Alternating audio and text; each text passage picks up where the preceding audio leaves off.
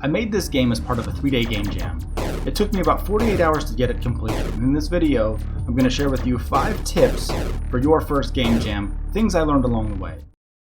If you enjoy this content so far, please give me a like on the video and subscribe to the channel. If you want me to go over this game and how I made it, just drop me a comment and let me know, and I'll cover that in a future video. Coming in at number 5, the tip I have for you is plan the game. Now this felt like a double-edged sword sometimes because I wanted to stick to my plan, but I also wasn't afraid to scrap it and start with something that was a little bit more realistic.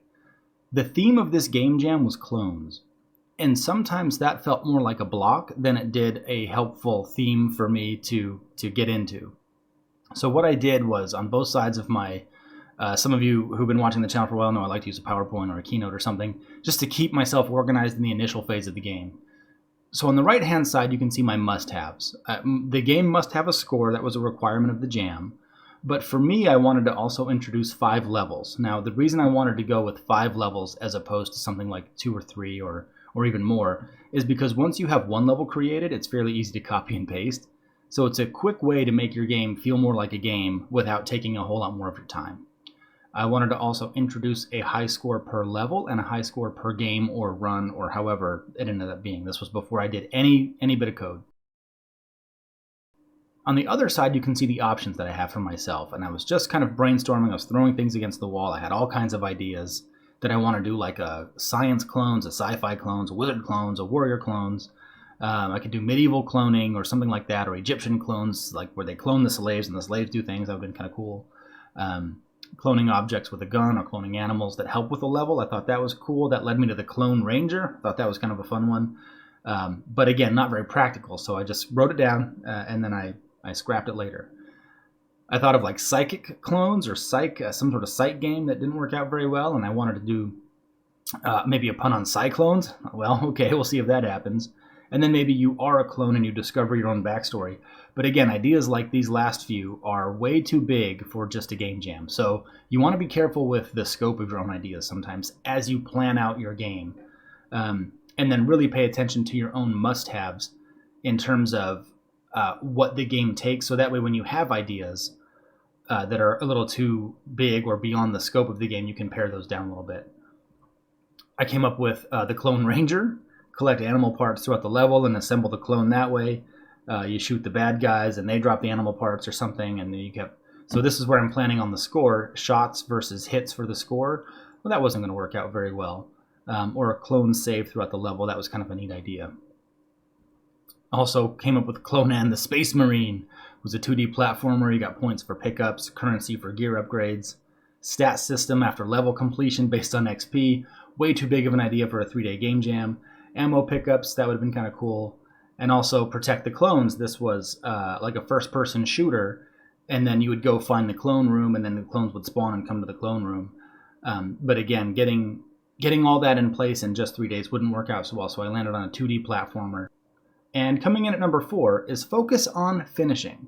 So there are things in the game, as you can see, that did not get added to this game. I wanted to have a shield for the player. I wanted to have different weapons that would come across the screen, like as pickups, and then you drive into them, not like that, but you would fly into the pickup for a shield, the pickup for a better weapon. You can see there's only one weapon that fires out of the player's side. And I did that on purpose because I wanted to have at least one weapon going into the prototype of the game. But what I really wanted was the finishing touches. So when the level ends, I want a screen to pop up and let the player know what's going on. So that loads the next level. This is part of finishing the game. So as the player goes through the game, there's different elements that happen that make it feel like a game. When you fly into things, you blow up. And then when you die, the cycle continues. So there's an end screen, and it gives the player the opportunity to go back to the main menu or quit the game altogether. And if you go back to the main menu, the cycle repeats, the score resets, all that stuff. That's almost more important when you're completing a game than actually making all of the neat effects that you can possibly think of. I mean, think of all the effects that you've seen in games like this, where 2D side-scroller. The player picks up things, has points, has money, has upgrades, has options. You might also notice that there aren't 2 enemies. There's one enemy that spawns in a random place, and that's it. And that's what I mean by focus on finishing. Don't focus on things that add flavor to the game before the structure is in place. Hopefully that makes sense. Coming in at number 3 is add music last. So I did not add any sound effects. You can hear them and they all fire off pretty good. I didn't add any sound effects until Sunday night as part of my game jam. It was due Monday at noon, and I really started on Saturday, so it took me Saturday and Sunday to make the game. And on Sunday night, once I got the framework in place for the game, I added the music. I also got the idea to add a different track that would play on each level, just to kind of make it feel like new and sort of refreshing, so you can hear this track playing. Now, I forgot the name of it, I just went to freesound.org and got them. But as soon as the level is done, the game will stop, tell me it's loading the next level, and this is just for the player to take a breath and not have to play the game so long. So we can hear on the second level a different track will play. Now the reason I want to do this last is because changing tracks, especially in Unity, is very easy to do. So somebody might think to themselves, well, it's really easy just to switch out that file for a different file that plays when the next level starts, and that's true. The hard part for music is actually selecting the music. So that can take you hours to sit and listen to all the tracks that you might want to add to your game before you actually get them added to your game. And so you've got to really be careful of that, because you can spend more time listening to the tracks than you have time for. So for me, it made much more sense to do that on Sunday night versus trying to get that done earlier in the process. So that way I could focus on actually getting the game finished before adding the music. You'd be surprised. Music will add a lot to a game, but doesn't necessarily count as a finishing touch.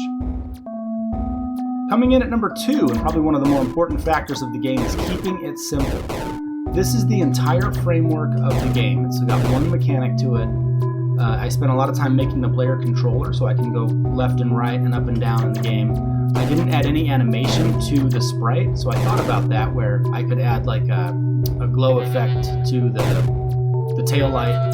I could add like a pitch and a yaw when the character goes up and down, but instead of having those items in place before the jam ended, I wanted to keep it simple and just get the game working, so that way the player could progress through a few levels, read a little bit of a story, and that was it. That's all I needed to have happen.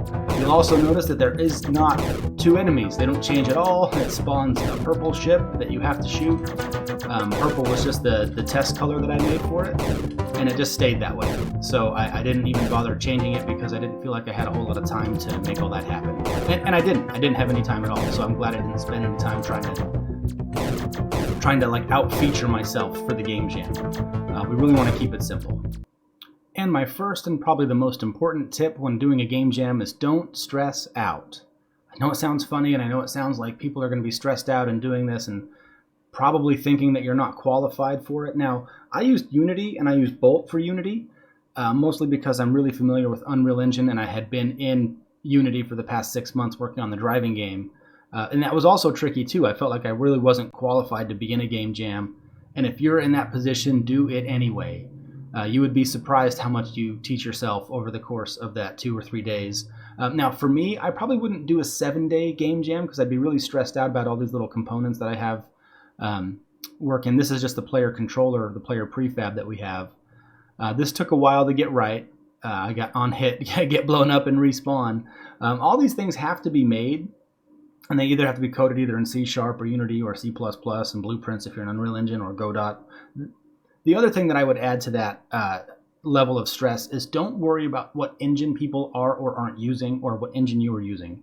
If you're like me and can do this in a few different engines, pick one and just stick with it. And that's what I did here. I used Unity, and I even took my kids to the mall on Sunday. Spent a couple hours there, so I didn't worry too much about what other games were going to do, or if their controllers were cleaner than mine, or if they had a different setup or system in place that I just didn't have. There will be games better than mine.